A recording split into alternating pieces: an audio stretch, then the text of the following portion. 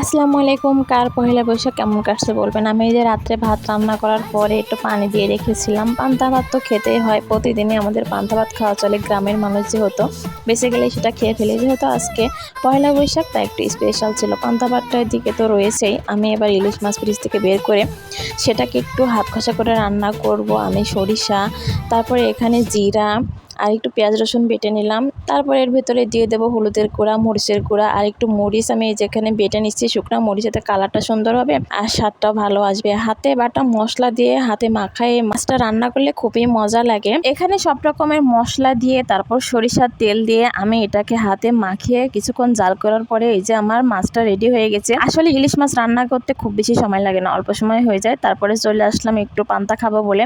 এখানে শুকনো মরিচ আর একটা কাঁচা পেঁয়াজ, সাথে ইলিশ মাছের ঝোল আর ইলিশ মাছ, ডিমালা ইলিশ, সেই স্বাদ। আর এই মাছটা যে কী স্বাদ হয়েছিল, সকালবেলা আমি খেতে যেয়ে পানি খেতেও মন বলছিল না। ভাতটা যখন মুখে দিয়ে যখন খাই তখন মনে হচ্ছিল যেন পানিটা খাইলে আমার মুখের স্বাদটা নষ্ট হয়ে যাবে, সেরকম ঝাল আর সেরকম স্বাদ। উফ, কী যে মজা, যা বলার কথা না। আর এই মাছটাও অনেক মজা ছিল, যেমন ঝাল তেমন স্বাদ, সাথে কাঁচা পেঁয়াজের ঝাঁজ। কি যে মজা, যা বলার কথা না।